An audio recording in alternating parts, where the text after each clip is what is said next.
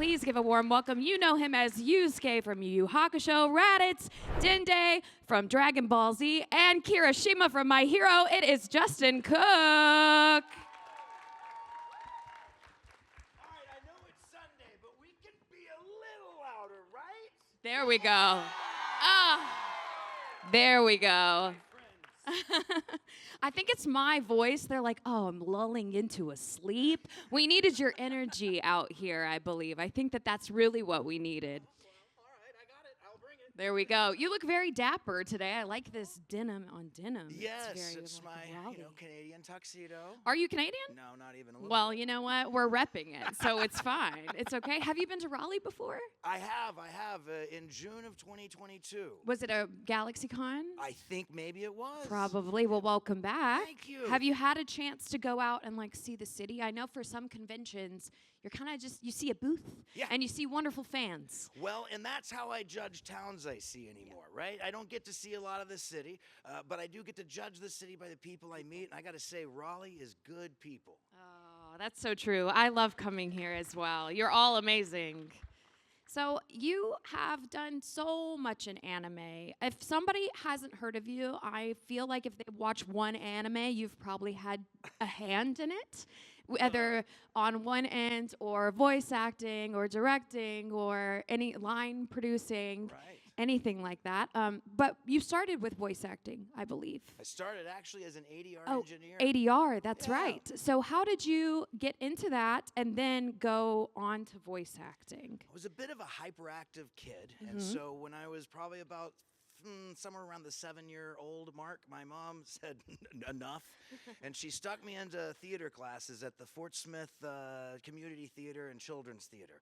And so I started my hand at auditioning and kind of maybe trying to harness that kid energy into something that could be used in a play. And so I've probably been in the best Christmas pageant ever 1,000 times, and the Easter Bunny who overslept and all these other things. And so that's kind of where I got bit by the play pretend bug. Sure. And I kept that going through high school. And out of into college, I started getting into radio work. And so I was working on microphones and running boards and kind of learning a little bit more about the engineering piece of audio. And I've also was a musician and still am, playing piano and that kind of a thing. And so would tour around with little amateur bands and whatnot. And so again, more of that audio experience came into play there. I moved into the DFW area in around 1999 and to join a band. And the drummer of that band had just been hired on at FUNimation as a mix engineer. Was it called FUNimation at the time, or It was was. it the Okatron? No, 5000? Okay. Okatron wasn't even a thought at that point in perfect. time. That's, by I'm the way, learning as we do this. the name together. of that studio all is just because of Chris's love of okra. Right? Okay, I love that. Right? Okra's great in any fried, I boiled, guess so, any right? form. He likes it, I guess, electronified, so that's why it's Okratron 5000. Okay. Like an okra robot or something. Anyway, so, but that hadn't started yet. Chris was actually the voice director at that time, and so I was sitting next to him, engineering and running the board for my first session was, you guys remember when Goku comes back from the Namek fight on planet Namek with Frieza, and he comes back and he's got the weird yard rat outfit on, and he's talking to Trunks. Sean in the morning was that session, and then Eric Vale, as I recall, his first session as Future Trunks was the afternoon. And so that was my introduction to Dragon Ball Z and anime and all of this. That's so awesome, and here you are, 25 years later. I know, Still seeing Eric Vale That's right. on the weekends I at love these it. conventions and at work as well. Absolutely, absolutely. Good people there as well. Yeah, I agree. I don't know if any of you know this. Obviously, you directed and voiced in Yu Hakusho, and you were just 19? Well, the truth is I probably wasn't 19, but I don't want to ruin that now. My stepdaughter often changes the dates on my Wikipedia page to keep me in 1982, so I love that. That's very But nice I was for pretty her. young. Okay, yes, still very young. That's right. Very young. How was it getting that opportunity? How did it come about? Was it hard? voicing and directing at the same time? It's hard to say anything in this is hard, right? Because I Yeah. don't want, because I love doing all of this so much. So I really don't ever look at it with the perspective of, oh, this is difficult or Yeah. hard or anything like that. I only view it because if I was young, I would be like, oh my gosh, so much responsibility. It would be hard for me. But obviously you enjoyed it and you were successful at it. Well, I was just really focused into wanting to make sure. I was obsessed with this show. It was one of the first titles outside of Dragon Ball that we were getting to work on, so we were getting to tell kind of a news story. And so I just, you know what, I lived it. I breathed it. I woke up in the morning and brushed my teeth with Yu Hakusho for like 3 or 4 years, and it was just fantastic. And also, I guess as a director, self-directing is difficult, and the reason why I wouldn't suggest it to anyone is because you end up doing way more takes than you need to, because you think, oh, well, let's do it a 44th time. Maybe you'll get it right now, that kind of a thing. So that I did a lot, but again, just 25 years ago was such a long time ago, and it's everything's changed. I'm not saying for the better or for the worse. It's just gotten a little bit different, and we're getting to put out so much more. So there's definitely a plus side to it for sure. But I feel like anybody doing both of those hats at the same time now, you're like, you're doing too much. There's so many people in the industry now. Well, right, and that's true too. It's grown so much, and there's so many great voice directors out there who, there's an old comedian, a guy named Bob Newhart, and his jokes would always be like one half of a phone conversation. To me, that is what voice directing is all about. It's because, you hear half of Bob's, one half of the phone call, you could tell what the other person is saying. You can tell how they're saying it, and that's ultimately what voice directing is. It's kind of, because you only get to work with actors one at a time, so you're only hearing half of a conversation or a third of a conversation or some fraction, but the voice director ahead of time already knows what that mural is going to sound like, and so directing each actor to kind of get that. That's why it is that actors don't often get scripts prior to going into overdub sessions, because it's harder to talk an actor out of a read than it is to get them into one. That makes sense. That makes sense. They're like, no, I've read this through. This is how they're going to say it. But that's not how they actually say it. Yeah, so that's exactly. the catch. Well, to piggyback on what you were saying about how things have changed, now we are in the world of simuldubs, which is great for the fans, probably a lot of pressure on the production company, but still wonderful that it's more jobs. You get how has it changed your day-to-day, would you say? I'd say 15 years ago or so, I remember sitting in a meeting where folks at FUNimation were being asked, well, what is it that our fans want? And they ultimately came to the conclusion they'd like more anime for free and as often as possibly could. To be in a group where you've got the thoughts of what a corporation or a company is after, but to hear this group of people take those requests seriously and figure out a way to make that happen, I thought, wow. I mean, how you can't be more proud to work for a company than like that. So figuring out how to make that happen, any challenge that brought, it didn't really make a difference. The smiling faces you guys bring to these tables and that you bring and the energy that you bring to this thing, I mean, it's been that love that has ultimately been the engine to make all of this stuff happen. Yeah. Great. Well, thank you. I won't keep you any longer from our lovely line that we have here. Hello, friends. So, hi, everyone in the dark over there. Go ahead and introduce yourself. I think it's a Toji. Yes. Go ahead and introduce yourself and ask your question. My name is Leo, and I'm dressed as Toji. And I have basically 2 questions, but one of them is a joke. So I dig it. Do you know who the drink is? The who? The drink. The drink? They used to call him the juice box. The juice box. I don't. It's Trunks. Oh. I got it. You don't know it. I don't. I'm sorry.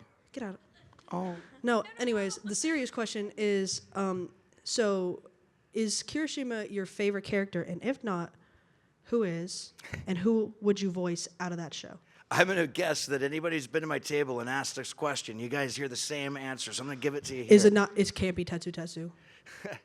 It cannot be Fat Gum either. All the characters that, or just my favorite character in My Hero? Just favorite character in My Hero, and who else would you voice if you could pick anybody from that cast? Oh, well, it's hard saying I'd voice anybody because I love all of these cast members and their performances so much that taking that away would just feel criminal. Mm-hmm. So, or maybe even a gentle criminal. Anyway, point is I don't think, I love the way the show is cast, and I don't think I'd rather voice anyone other than Kirishima. It's the character that's kind of my heart is invested in, and his heart and my heart, I feel, are somewhat conjoined a little bit. I feel like you'd be a good Sarah. Oh? Yeah. Well. It's the rasp in the voice. I feel like he'd be very raspy. But Bevins does such a great job. He does, but When he's on Still. a vacation in Turks and Caicos and he doesn't want to take off, you step in just for one day. We'll see. We'll see. Thank you. and your favorite character? You never answered that. Oh, of characters I have voiced? Have you ever seen that movie Inside Out? Yes. Yeah, that's what the inside of my brain looks like, except it's all these characters, right? And if I've done my job right, then I've left a little bit of myself in those characters, and a little bit of those characters stay with me, right? So they're kind of my children. They're my kids. You can have a favorite kid, but you can't say that stuff out loud. Yeah, you can. I won't tell nobody. Look directly into the camera. Thank you. Hi, Boa Hancock.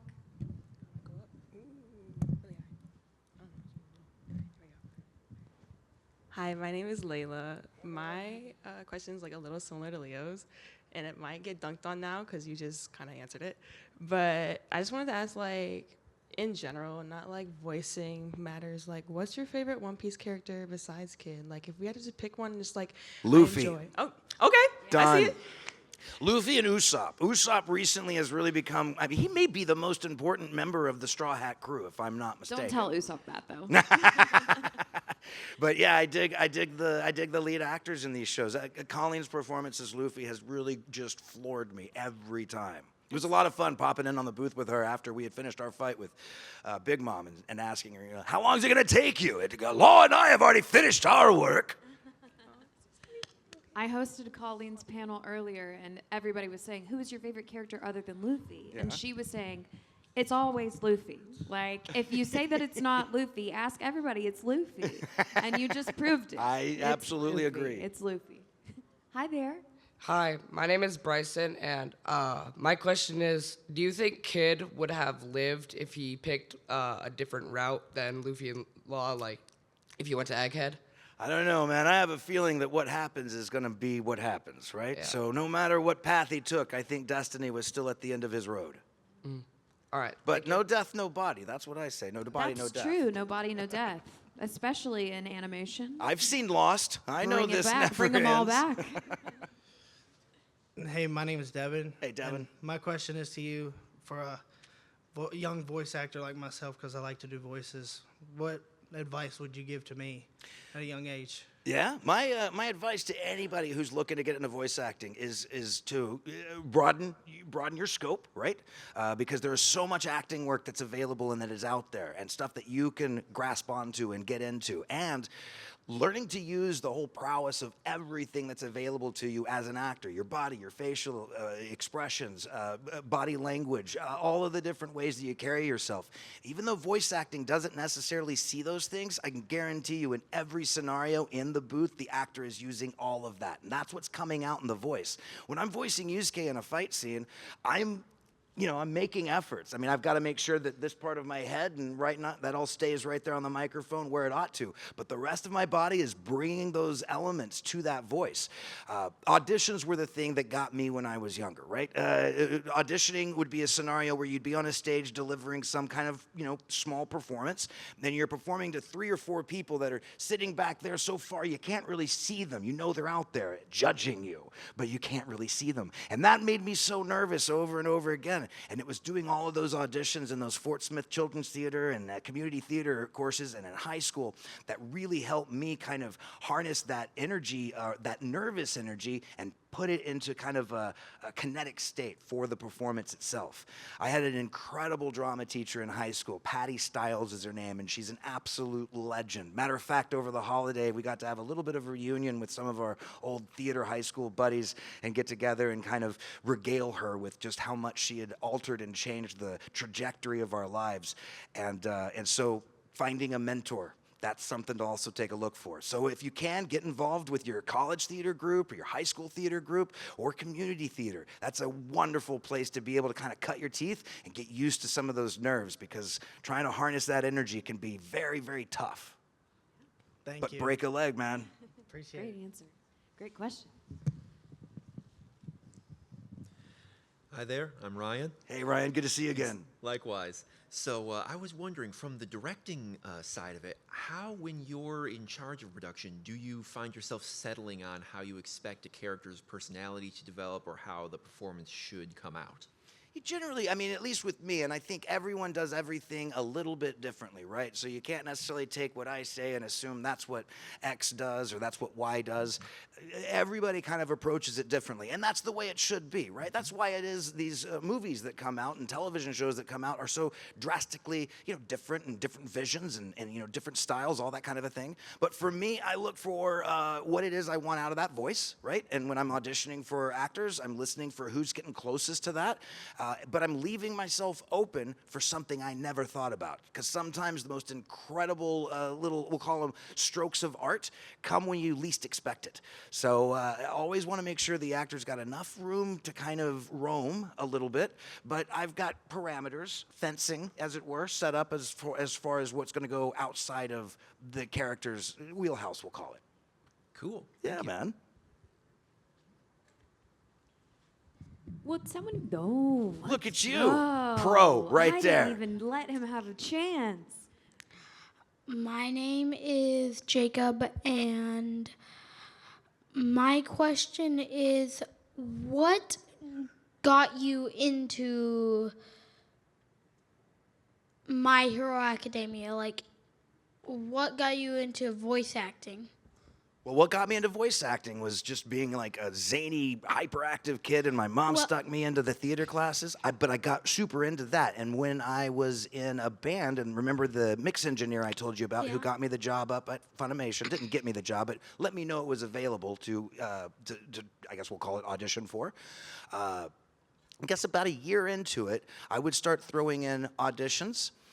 Into the mix of what Chris was looking for in Dragon Ball Z, and that is how Dende came up into play, the teenage version, and so that's the Dende is probably the guy that got me into voice acting, the first voice acting role that I got.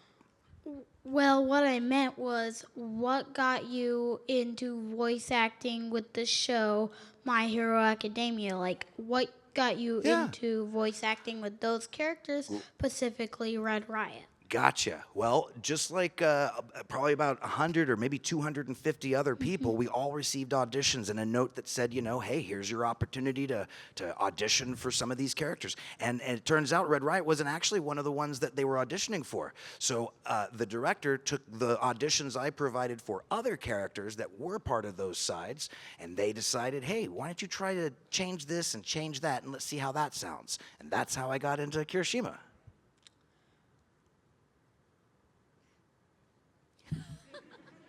So cute. Thank you, Jacob. I really appreciate it. Hey, my name's Andy. Hey, Andy. Hey, I was wondering, do you ever think that artificial intelligence will take on the roles of voice actors instead of hiring real people? I don't think so.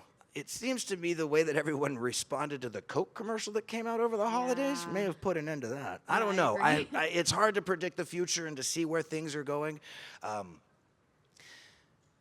Honesty comes out in performances. And I think at the end of the day, that's what it is that you guys may like the most, even if you don't necessarily identify it that way. But it's certainly the way I verbalize, like, what is it that I dig? I'm a big Bebop fan. I think Steve Bloom's performance and Spike and who are some of the, and Bo, Wendy Lee and Elizabeth, and these performances they gave were so absolutely incredible, and they were honest. And they had an honest piece, a humanity to them. And I'm not sure that we've gotten AI quite to the place that it can mimic that just yet. So we'll see. You're welcome, I man. feel like we're focusing on taking away art with AI when AI is a great tool for like science and math, and we should leave the art to the artists, in my opinion. We'll see. I mean, I have no idea. Maybe they'll be able to figure out a way that Nah, it it streamlines won't with happen. art, but I don't know. It won't happen. Hi there. Oh, Knuckles. Hi, my name is Meredith. Hey, Meredith. I was curious, if you could have your own quirk in real life, what would you want to have? And a follow-up question maybe, would you want to hang out with any of the characters from the show in real life? I think that would be intense. Like Bakugo in real life? Whoa! You know what? I'd give it a day. Sure, I'd hang with the whole class. We'll see what it's like for a day. If I had a quirk, I would love to teleport places. I think that would be absolutely wonderful. It would make travel so much easier.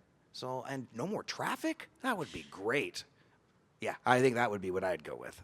Makes sense. Thank you very much. Yeah, thank you. That's a very popular question in every panel that I've been in with My Hero, and it's usually a transportation quirk or like a medical quirk. And I'm like, oh, we're all saving money. That's what we're all being very frugal. The funniest one I Perfect. have ever heard, and it may be slightly inappropriate, but it's kind of funny. It was Brittany Krabowski. She said she'd like the quirk where she can make a fart happen and hap it somewhere else, right? Throw a fart. So if someone's bothering you, you can, Throw it. let them deal with that. That's a very good one. Hi there. Hello. Hey. So my name is Nikki, and I'm going a little off the rails with my question. All right, here we go. So, Hatsuharu from Fruits Basket. Moo. What was it like voicing a character who is normally really chill, laid back, kind of, sort of go with the flow, but then that switch flips and he's just going off on somebody? What was that like? I think it was, I think that Dark Haru was probably closer to things like Yusuke or Kirishima that I get to play. So clicking into Dark Haru was kind of going into normal mode for me. It was playing a light Haru that was, I wouldn't say more challenging, but it was certainly an exercise of trying to get to play something a little bit cooler and calmer. Channel my inner Dende for that. Thank you. Yeah, thank you, Nikki. Favorite character in that show, in my opinion. It's a good one. He's always lost. Him and Zoro would get along. Exactly. Oh, there we go. Hi there. Hello. You look amazing. Hello. Oh, hello. My name's Amelia, and I just wanted to know if you had any characters. It doesn't have to be characters you voice, but characters in general in anime that kind of resemble any of your close friends. Because I could say I have 3 Kirishimas in my life. Yeah? Yeah. I don't know. I've known a lot of people in my life for a lot of years, and what I've discovered over time is that people kind of change and mature and whatnot. So I've had friends that I feel like I could identify with certain anime characters, but some of them have moved out of that, or some of them have grown more, maybe. But I'd say it's amalgamations, right? There's a little bit of humanity in all of these anime characters, and you can see correlations, just like you get to see with your friends, and I see a lot of that too. I think you're pretty lucky to have 3 Kirishimas in your life. I don't know about that, but thank you. I don't know about that. That was so quick. Hi there. Hey, how are you? So, my name's Katie, and I wanted to know if it was ever hard to do Kirishima's voice.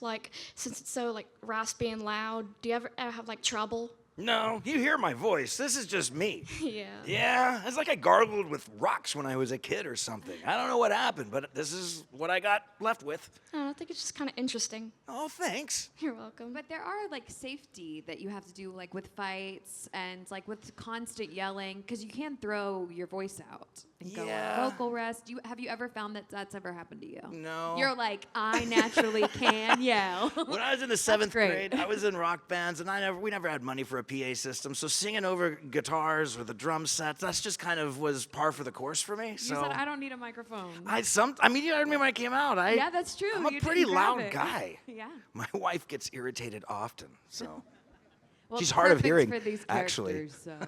All right. Thank you. Yeah, thank you, Katie. Hi there, I'm Rev.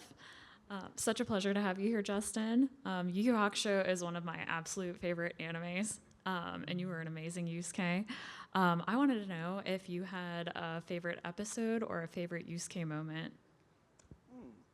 That's a tough one for me, right? Because I always look at what the total arc is, and it'd be like trying for me to say, what's my favorite page in a book? The book is what you like, right? And the characters in it. It's hard to say, oh, this is the one episode, the one scene. I mean, there are certainly some memorable episodes. What was that, 40, 41, 42, when Yusuke is getting the spirit orb wave and he's screaming and yelling. That was a lot of fun in that. I don't think I've ever had to sync up to knee blood spurts before.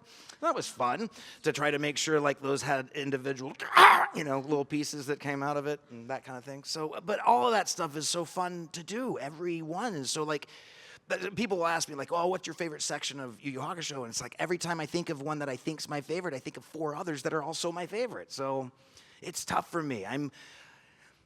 I tend to not have favorites in life. I tend not to have, which is really dangerous with me. I am a record collector and music collector, and I just don't know when to say when. My wife it was funny, we had an argument. She goes, "You got too many records." I said, "Look, every one of these records has a song we can't live without. There's no way we can get rid of them." She goes, "I don't even believe it." I said, "Pick one at random." She pulls out a fella, she goes, "Norman Greenbaum." Nobody likes Norman Greenbaum. I put on Spirit in the Sky. She goes, "You're right, we can't live without it." So I'm saying it's hard for me to land on just the one thing. I tend to try to love everything. So there you go. Thank you so much. You're welcome so much. Welcome back, Jacob. Yeah. What do you feel made you, along with the shows that you were in, so famous? I don't know. Luck. That's my guess. Really. I think some of these shows are just inspired. And there's some fantastic shows out there. There's some fantastic shows out there no one's ever seen, or at least, smaller groups. Id Invaded is a great show to check out if you haven't seen it. It's a little 13-episode science fiction. There's another one called Beck Mongolian Chop Squad, which is fantastic. There's a lot of shows that are out there that are great. But as far as, what's the combination of elements that cause for something to become a hit, man, if I knew that, we'd have a lot more hits. Yes. I do think every show that you have been on has great storytelling too. So it's just a culmination of the people working on it, the art from overseas. You all did a great job as well. I think a big thing of it is just making sure, anytime I feel like something I'm going halfway at, I've got to stop, reassess, and then full throttle it. That makes sense. Put your heart into everything. That's right. It's got to be 100%, 110 if I can afford it. Exactly. Hi there. Hi, my name is Michael. Hey, Michael. I got a dumb question. So throw Kirishima and Raditz on an island with nothing but 2 sticks. Who's winning first? I'm going to bet, because it's Kirishima, he'll figure out the way to pull Raditz to be a good guy. That is true. That is true. That makes sense. They'll use the sticks to make a fire. Oh, that's true. That's real. All right, that's all. Thank you. The Spiky Hair Bro Club. How do you get your hair to do that? A lot of hairspray. Hello, my name is Alyssa. I have kind of a dumb question. There's this kind of low-key show that I love called Seraph of the End that's kind of dead.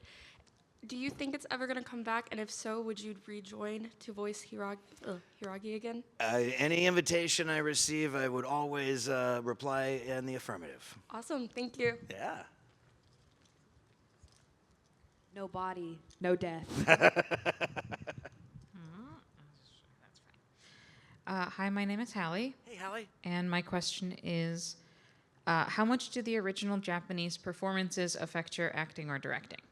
Oh, a lot, actually. As I mentioned earlier, when I was watching Yu Hakusho, started watching it, watched the whole thing before we got started. I may not have said that earlier. Well, I know I said it earlier, but maybe not here. So I watched the whole thing, it felt like in a weekend. I really got into it. And definitely those performances, the way they would attack lines and scenes and things of that nature, even the tones and the tonalities of the voices, the vocal color palette, as it were, influenced everything from casting to how we would attack a line. Oftentimes, in this, when we're recording actors, we'll preview the file in Japanese. We may not all speak Japanese, but I joke, we all speak actor. And so we can understand what's the inflection, where's the tone, where are the hit points, where are the crescendos in a scene, and where does that need to go. Now, the voice director is going to really be the maestro who knows where all those movements are. But as the actors, we're kind of, again, that's where it is. Actors kind of have to stop thinking they know everything. Right? So I've got to kind of take that hat off and let myself fall into the groove of what it is that the voice director is asking. Because again, they're the maestro. They're the ones that know where the violins need to hit heavy, where the horn section comes in, where the drums bring that big beefy undertone to the music. And so we're definitely leaning on those performances because that's ultimately the original music track. Thank you. Yeah, way metaphor heavy on that one. It was great. It was great. I'm back. Hello. Wait, it just left my mind. I'm so sorry. You're good. That's okay. Oh, if you could like voice any character from like any anime in history, or like an anime that even hasn't been made yet, like who would you voice?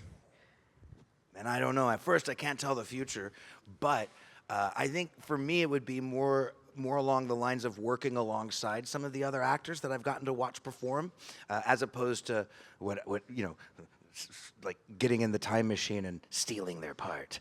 So less interested in that, but being able to work with some of these other fantastic talents, oh my gosh, that would be what hit my heart. I'm also back. Rock on. So my question is kind of similar to that, but since you direct stuff as well, what is your dream? Like, there's a book or a manga or an anime that you really love that you would love to direct as well. Right? This is kind of, I'm digging back into the Rolodex of previous dreams, we'll call it. I always thought it would be neat to tell an animated story of the space race from the 1960s. Oh, yeah. And kind of like retell that story. I think that would be a fun one to tell. I love space travel, and that really sets my imagination on fire. But telling that story, I think, would be fun in an animation sense. And maybe even putting a more of a global tone to it. So like being able to see a little bit more of what's happening on the Russian side of that particular race, and maybe find counterpoints between the U.S. efforts and those efforts. I'm a big history nerd as well. Oh my God, me too. So I that would literally be love fun. history so bad. I think telling some of the history stories of some of the rock bands that I have enjoyed over the years would be fun in an animation type form. Anything like that, anything that tells that kind of a story, or takes like a real life set of events and then puts it into that medium, I think that would be a lot of fun to get involved Yeah, like with. a bunch of history movies, like watching Heisenberg or watching a whole bunch of that stuff. It's really fun to see people's take on it. Absolutely. And every director is different, so I just feel like it would be fun to Agreed. see another take on it. Done. Let's make it happen. We need a Justin Cook's Anthology of the World. There we go. The History of the World Part 2 finally comes out. Exactly. Hi there. So, like, do you have any directing advice for me? This is coming from Will. What kind of directing work do you want to get into? Like, so later in my life, I would like to get into doing stop motion animations. Awesome. So, like, yeah. You know, it would be hard, like in my experience, right, which is extends from more theater kind of situations. Getting to direct plays was kind of where I got to cut my teeth on that particular part of work. Directing is a lot of coordination. It's a lot of working with a lot of people and making sure schedules line up. It's making sure that your cast feels like you are hearing them. They are seen by you. And so, those would be the areas that I would kind of look to figure out, how do I exploit that?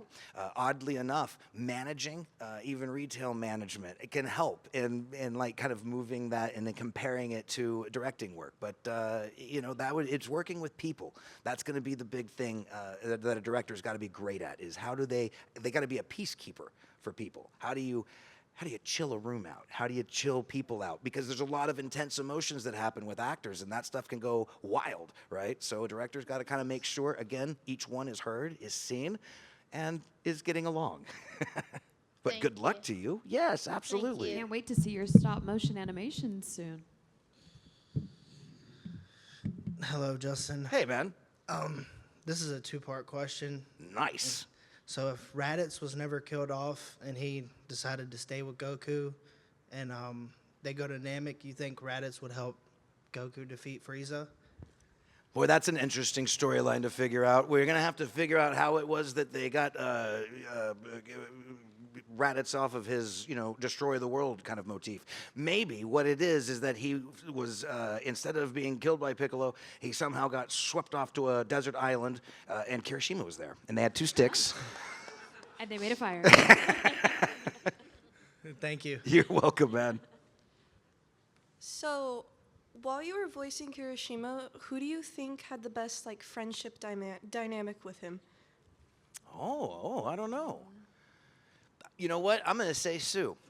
And the reason why is because at the end of season 3, she was the one that kind of bravely pushed forward to front out Kirishima for putting her in a position to lie.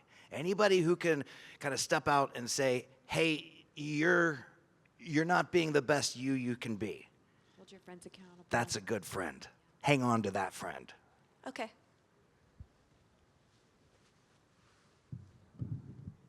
Hi, Justin. Big fan. Oh. So this is kind of a two-part question as well. First part of the question is because I'm such a huge One Piece fan, and Kid is one of my favorite characters. So I was wondering, how did you prepare for that role? And then the second part of the question is, did you enjoy playing the role? Well, the second part is yes. Absolutely. He's such a rambunctious guy. He also went through an enormous change, really, because the first time he's introduced in, what was that, the Archipelago arc or something to that effect? You know, he was a rather slender fella. He wasn't as barrel-chested as he was when he kind of returns after the time skip. So it was interesting kind of finding the two different voices, really, because having something that was down here wasn't going to work for somebody that's got this chest that's just way out to here kind of a thing. It just didn't seem to fit. As far as preparing for any of these roles, it's hard. The preparation is honestly what happens in the audition, right? That's about all the time we get to prepare. Outside of that, you don't really know how it is the voice director is going to want to approach his return, as an example. So I really needed to wait and follow the lead of the voice director as opposed to trying to forge ahead and do what I thought needed to be done.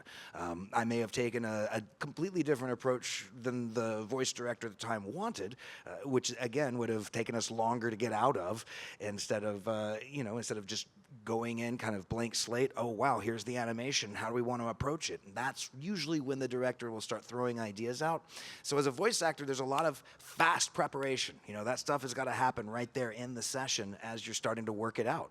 So it's really about trying to, people have asked, especially on Yusuke, how much of those lines did I improvise? None of them. Not a single one. They were all actually written out that way. And so, again, it's following the script, it's following the director, what they want to do. As an actor, the best thing we can do is get out of our own way. All right, thank you. You're welcome. Thank you. We have about 3 minutes left, so I'm going to go ahead and cut the line here. I believe we can get through all Time's three of fun these. when we're Yeah, eating flies. flew. You Oh, wait, I ended said it- that wrong. You ended it so perfectly, like a consummate professional. But go right ahead. All right, this one's thankfully pretty quick. It just popped into my head as I was sitting there.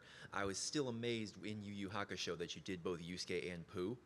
And so I was just wanting to know how you managed to, was it a special trick you had in your mind or something? How you managed to express so much emotion just from saying the exact same line with different inflections? My inspiration for Pooh, R2-D2. Awesome. Straight up. When I was a kid, I figured out how to hum and whistle at the same time. Let's see if I can manage it. That kind of thing. Yeah. And so that was where all of Pooh's tonalities, you only get the one word. Pooh, Pooh. So stuff like that is kind of how that happened. So there you go. That's awesome. Thank First Pooh question. I love that. Pooh's in my head right now going, I never realized that R2-D2 was humming and whistling at the same oh, time. I don't think that's how it really was. It sounded just like it. That's just my impersonation.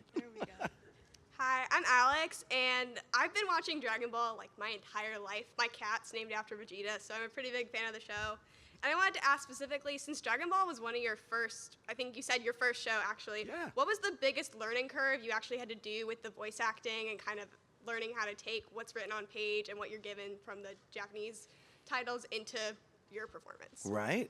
That stuff came kind of quickly, I guess, for me. There wasn't a lot of intentional thought behind it, right? It's still a story. It's still being told like a story. There's still a beginning, there's a middle, there's an end. There's characters, there's dynamic characters. There are characters that are more support type characters. It's just like any other movie or any other television series. I think the thing that was different is that the people who were working on it, myself included, never treated it like a cartoon, never treated it like it was a children's entertainment thing. We treated it as if it was a serious storytelling medium. And so when Savannah and I were discussing and talking about it, we're making comparisons to real movies and real plays and real instances, stuff like Shakespeare, Good, the Bad, and the Ugly, Sergio Leone. I mean, all of this stuff comes out in Dragon Ball. You just have to have the eyes to see it. So I think treating it with maturity was probably the thing that we had going for us. And that probably had a lot to do with youthful people trying to take themselves too seriously. Thank you. Hello. Hey. Hello, my name is Nam.